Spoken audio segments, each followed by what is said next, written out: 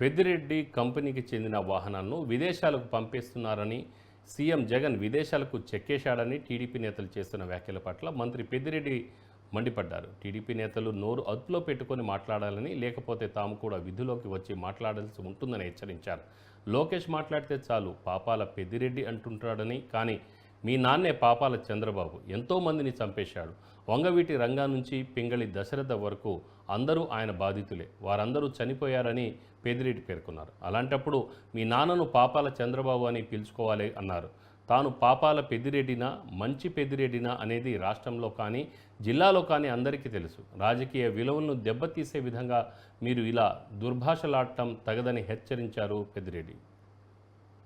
మీ నాయకుడు పోతే ఏమో ఈరోజు మీరంతా చూశారు ఈ పచ్చపత్రికల్లో అంతా. వీళ్ళ నాయకుడు పోతే మాత్రము మెడికల్ టెస్టులకు అంట. మరి ఇలాంటి రాతలు రాసే పత్రికలు ఉన్నాయి కాబట్టి మీరు ఇలా మాట్లాడుతూ ఉన్నారు. నువ్వు కూడా మా గురించి మాట్లాడడం అనేది దయాలు వేదాలు వల్లించినట్లే.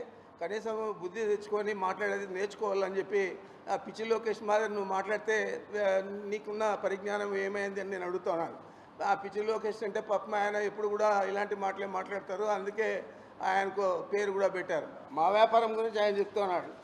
మీరు ఓటు లేదు, చంద్రబాబు నాయుడు హైదరాబాద్లో ఓటు ఉంది, ఈడొచ్చి రాజకీయం చేస్తాడు, ఎలక్షన్లో పోటీ చేస్తాడు.